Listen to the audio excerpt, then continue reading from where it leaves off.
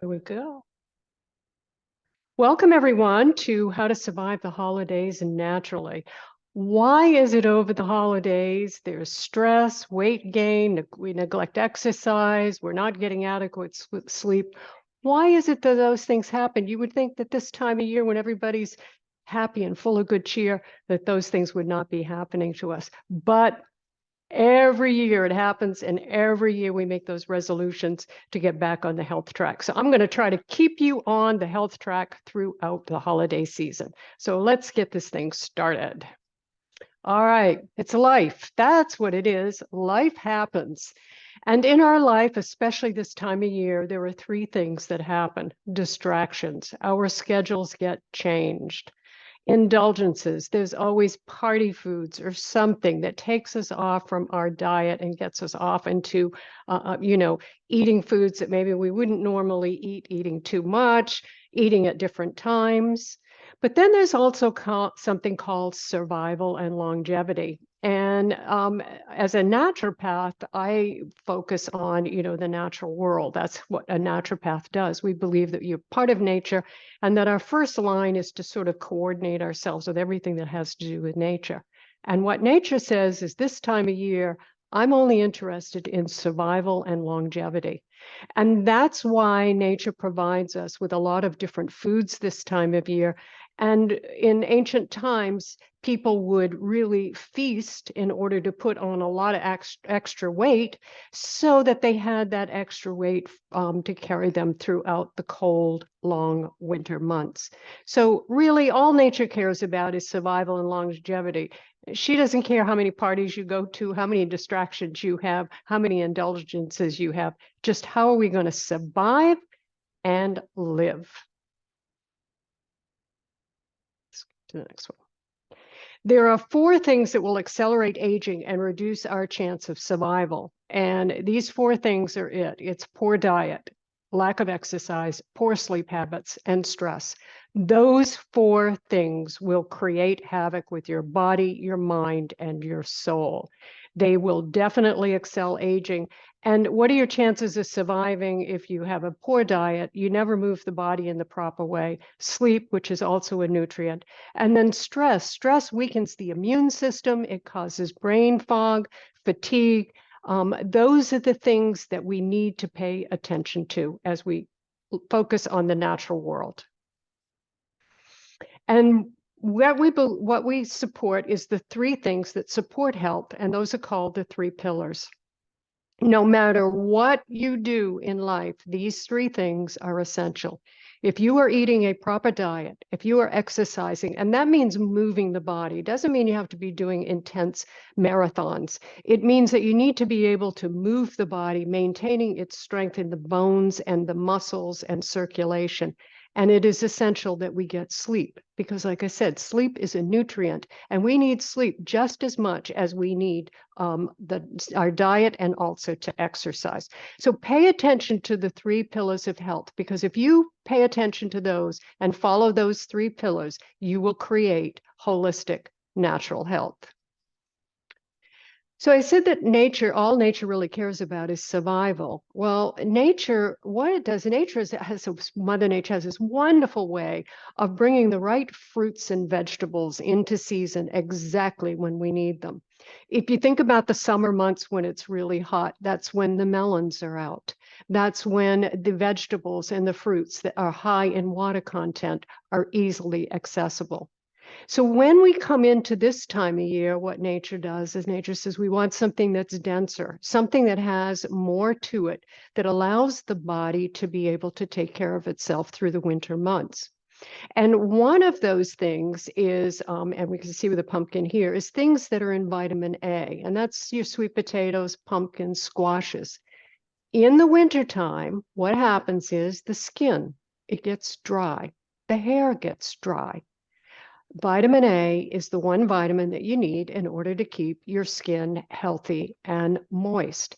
And so nature, if we allow her, provides us everything that we need exactly when we need it. The problem is we live in a modern day society where we eat, foods that we should be eating in the summertime, we eat in the winter and vice versa. So that's why it is always important to try to pay attention to eating in season and eat foods that are fresh and natural and organic. Some of the foods to focus on for your health is, of course, green tea, dark chocolate. Everyone can go along with that one, but make sure that it is dark chocolate. And the darker the chocolate, the better it is. When you start adding milk and sugar and creating milk chocolate, which virtually has nothing in it, you're not getting the nutrients that you would get from really rich dark chocolate. Again, the pumpkins, squashes, and potatoes, they provide us with the vitamin A. And you're going to see a little bit later another reason why vitamin A is a very important vitamin for us to get. Protein-rich foods, your tryptophans, turkey, that's what we eat this time of year, fish, nuts, and legumes. They make the metabolism work harder. So we take these foods in, and they really make the body build energy and build heat. That's what we want this time of year. Herbs. Herbs are a wonderful thing to add to your food. We don't always think about what herbs carry in them and how important they are, but here's a couple that I put up. One is sage. This time of year, we use a lot of sage in dressings and, you know, with our Christmas and our New Year's and our Thanksgiving dinners. Sage supports your memory, baldness, and wrinkles. Cinnamon is calming, warming. It's good for the heart, health, circulation. As an herbalist and an aromatherapist, I spent years studying how plants and herbs support our natural health. So instead of loading your food up with butter and salt, try adding some natural herbs, fresh herbs, chop them up and add them to your food. Not only will you be getting flavor, but you'll be adding natural health to your food.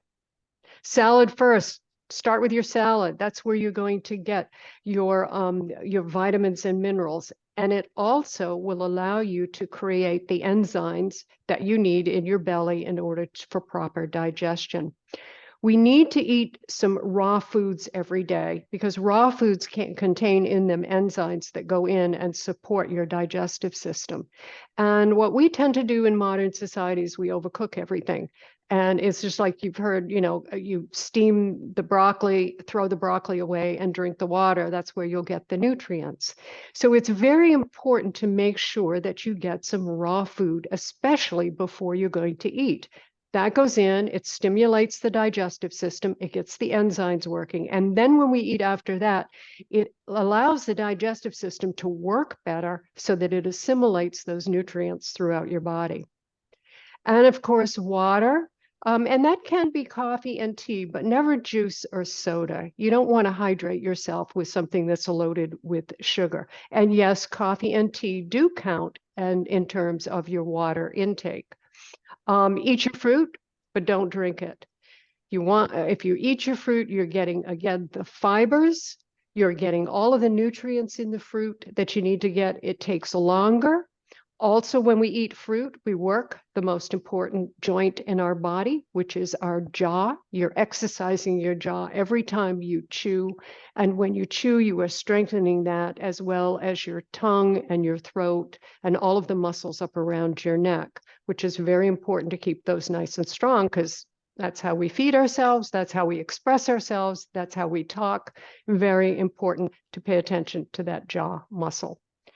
And a soup. Penn State showed that soup eaters end up weighing less than non-soup eaters. It's, you know, where I'm here in Florida, it's not exactly cold, but, you know, our temperature changes and it's always a good time to have a nice bowl of hot soup. You get a lot of nutrients in soup and it also helps to fill you up, especially this time of year. All right, so let's jump into. I'm going to share with you a health recipe for the holidays. And after we finish this webinar, I'm going to make sure that you all get a link to the recipe. And it's sugar plums. And if you know the holiday season, everyone's heard of sugar plums dancing in your head. So I made some sugar plums. And here they are right here. These are old-fashioned sugar plums. This is one of the healthiest recipes you can do for an extra sweet treat And it's great if you take it to a party or share it with your family. So I'll tell you a little bit about sugar plums and where they come from, because there's an ancient history to sugar plums. Plums are the second most cultivated fruit in the world. And they date back to Confucius, who listed plums as one of the popular foods in China. In 65 BC, Pompey the Great introduced plums to the orchards in Rome, and Alexander the Great eventually brought them to the Mediterranean region. Now, what is a sugar plum? Well, what a sugar plum actually means, it's taking any dried fruit and you're chopping it all up. You're adding nuts to it. You're adding cinnamon, which remember is a warming, stimulating herb that helps to warm your body. We add honey to it, which is a whole and complete food. And then it's rolled in, it's also added with either anise or cardamom. Now, if you use anise is a spice that would create a calmative effect, where cardamom will help to stimulate the digestive system. So we put those two things in to balance everything out, making sure that we are calm while we're digesting, which is the best thing for the body when we're taking this food in. So this is really a complete whole food in and of itself. And they're not that difficult to make. And they're a wonderful food to take and serve as a natural health food for your family and your friends. And again, I will make sure that you do get this recipe. It was fun to make. So the takeaway from the first part of this is that everything should be done in moderation. And that's how we get into trouble. Karma Yoga teaches us that everything should come to a place of perfect balance. And when we're not in balance, that's when we have ill health.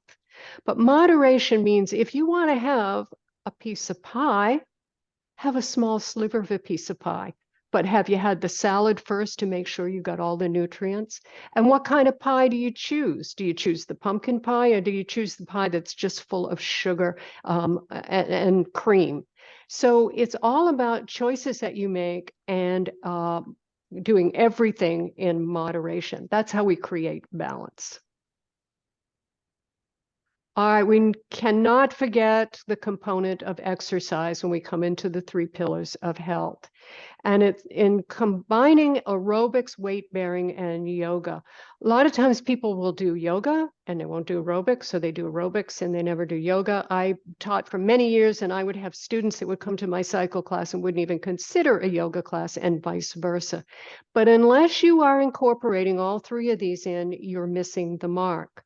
The aerobics is good for, first off, your mood and for your heart and for your circulation. The weight bearing to keep your muscles and your bones strong. And yoga helps us to keep our balance. It also creates flexibility, and we do create strength in our body with yoga. So it's important to make sure that you mix it up. You don't do the same thing every day or the same type of exercise, but make sure that you get a combination of these 3 exercises. When it comes to the holidays, schedule your parties, meeting, and social events around your workout. Don't get distracted. Remember, that's one of the problems that we have around the holiday season. We get distracted. Invite a friend for holiday workout and avoid the indulgences. It can be as simple as a walk. Invite someone, a close friend, and say, hey, let's, get together and we can share gifts or cards or whatever, or a chat over a nice walk. And find a class that you like and commit to it. That is really the secret to exercise. When you find something that you like, studies have shown we'll go back again and again, and we can commit to coming to that. And that's part of that key thing called survival, being able to continue, and longevity and survival. All right. Now I've got 10 proactive aging exercises that are really good. And some of you who come to my yoga class, you will recognize some of these. The first one is for the face is the bird exercise. And that one, remember, is important because that strengthens your jaw. So we're going to do just a couple of these. I'm going to just show you a couple. The bird, as you know, and everyone, you can tilt your head back and put the tip of your tongue underneath the roof of your mouth and then turn your corners up. And when you do that, you're going to feel those underneath jaw muscles strengthen. They're working really hard to pull the jaw up and hold it together. At the same time, it's strengthening the bones in your jaw, which hold your teeth. Very important. Now just kind of lower your head down. All right, I'm going to get up and show you a couple of these. And if you guys want to get up, you can do one with me. I'm going to do what's called a squat, a warrior squat. So we're going to come down into a squat and hold here. What happens when you're doing a squat and you're down here, not only are you building strength in the lower part of your body, but your body is producing an enzyme called lipase because there's pressure down here in the lower part of your body. And what lipase does is it's an enzyme that goes in and balances out the triglycerides in your body. The triglycerides are the fats that are found in your blood. So let's bring this back up. And then I'm going to have you do a standing mountain with me, just because good posture is so good for digestion, for everything. So your feet are straight out. Come on up and roll the shoulders back. The palms are back. Tummy is tucked. Chin is lifted. And we just hold. Perfect balance, perfect posture. All right, relax your arms. Now I want you to just come rolling up on to the ball of your foot, and we're going to roll side to side, stretching. This is building circulation in the foundation of your feet, and it's really good for your feet and moving the blood throughout your body. This is something you can do when you're standing in line somewhere or you're cooking. Just kind of think about rolling your feet back and forth, coming up on both and lowering down, up and down, up and down. All right, those are just a couple things that we're going to do today. The rest of this list right here, if you want to take a screenshot of it, you can, or anyone wants to come to either my yoga class on Wednesday or on Saturday, we will be doing everything that is on this list.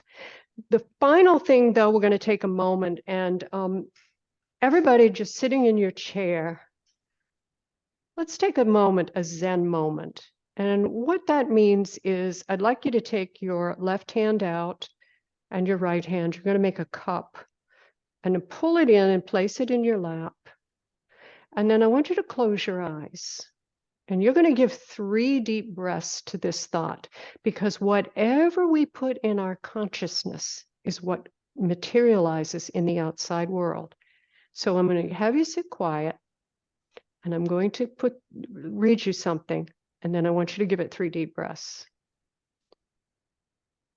I will find joy in my journey today and every day. Give it 3 breaths.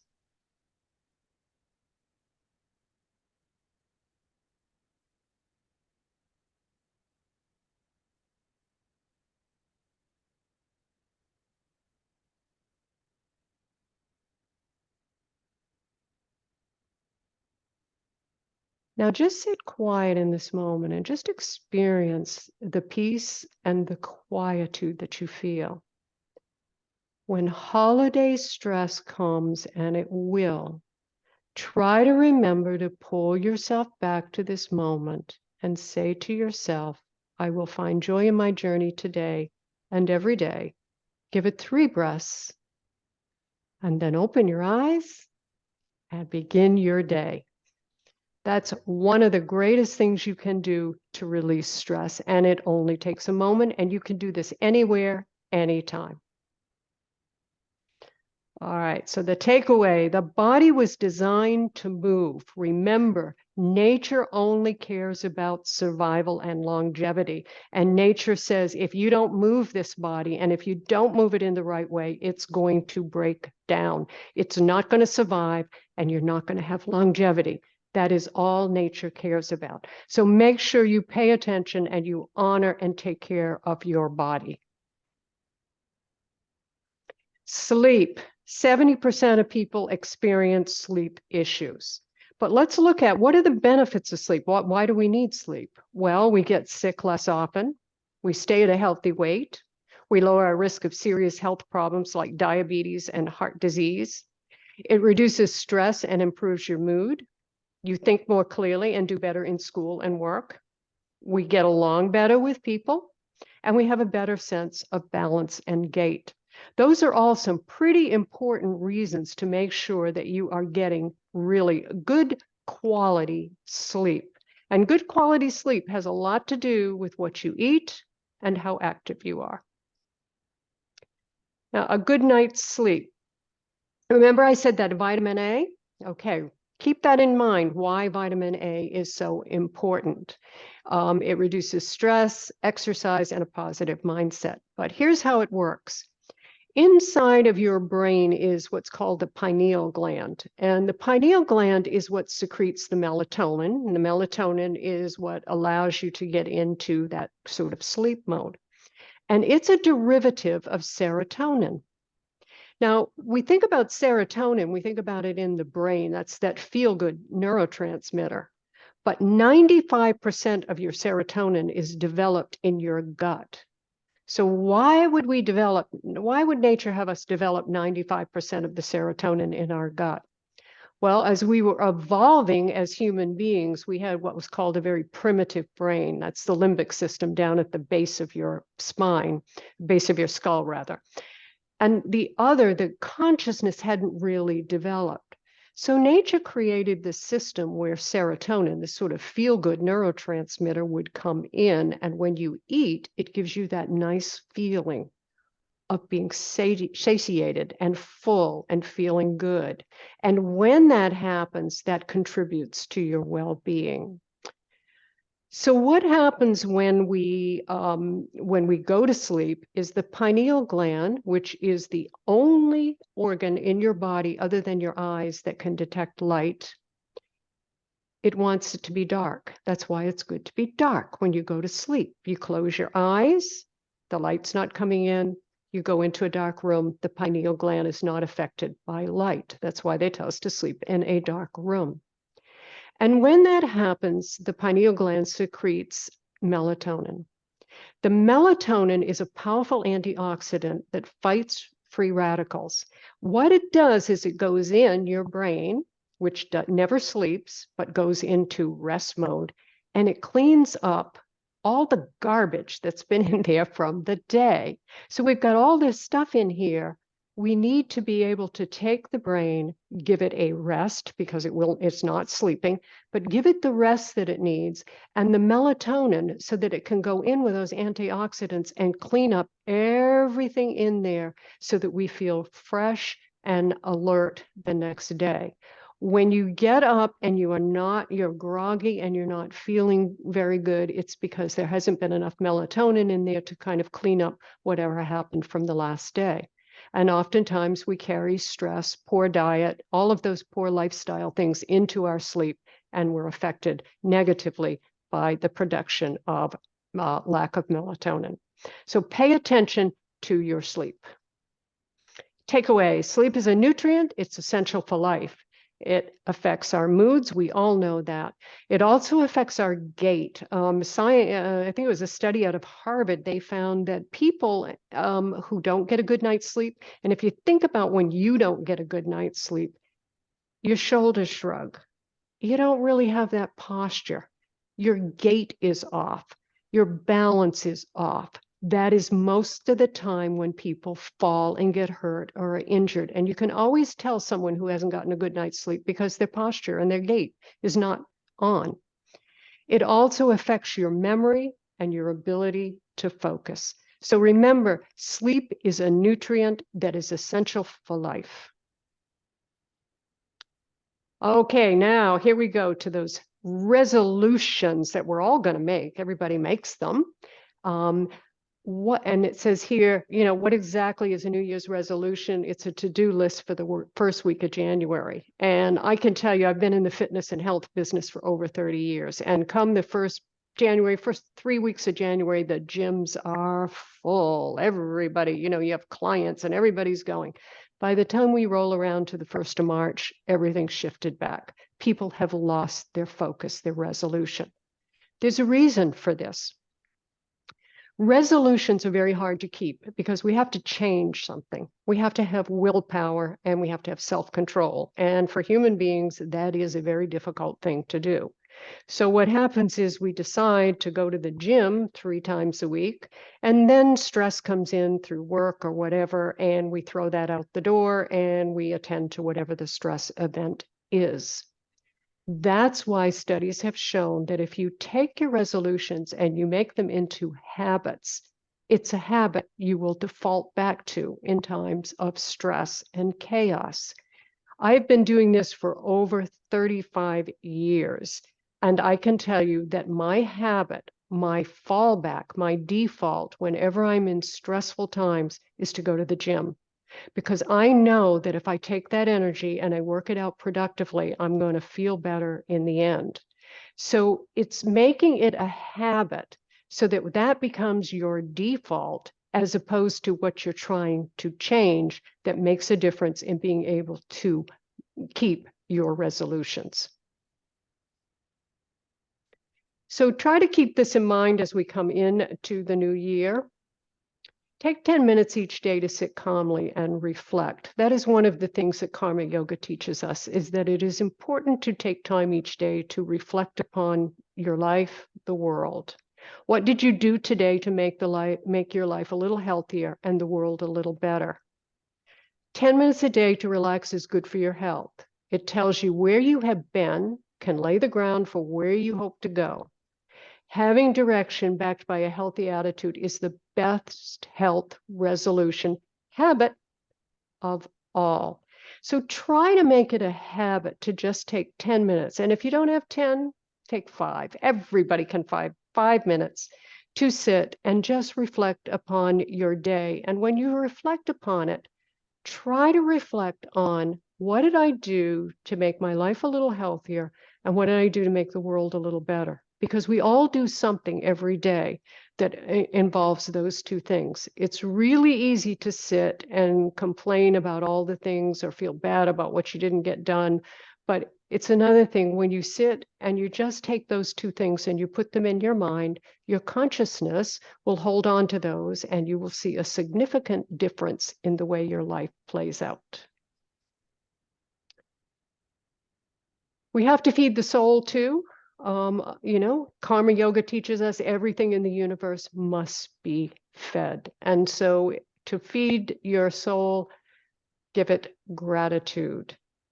Gratitude has been shown, a day of gratitude for just the smallest amount of things, to not only improve your mood, but also to improve your immune system, your health, body, mind, and soul. And again, there is always something to complain about, but there's also always something to be grateful for, the smallest of things. And it can be just, I'm really grateful I had this day. You know, I got up, I got out of bed, and I had a day. I'm grateful for that. Take a moment and just one thing be grateful for each day. The Buddha. Gratitude is a gracious acknowledgement of all that sustains us, a bow to our blessings, great and small. Now, there are 3 stages to gratitude. The first is recognition. It's recognizing that you're going to be okay. And that's what it means to stop and be grateful for things. You know, everything is chaotic and things are going all wild all around you. But if you stop for a minute and you recognize that you're going to be okay, things change. What might be important, what might be a stress today might be meaningless a minute from now. And acknowledgement. The second stage of gratitude is to acknowledge whatever it is that you can be grateful for. It could be, I'm grateful that today I'm healthy. You know, I didn't get sick today. I'm grateful for that. And then take a moment and really appreciate that you have the opportunity to practice gratitude. So remember, there are 3 stages to gratitude. Take a moment and recognize, acknowledge, and then appreciate.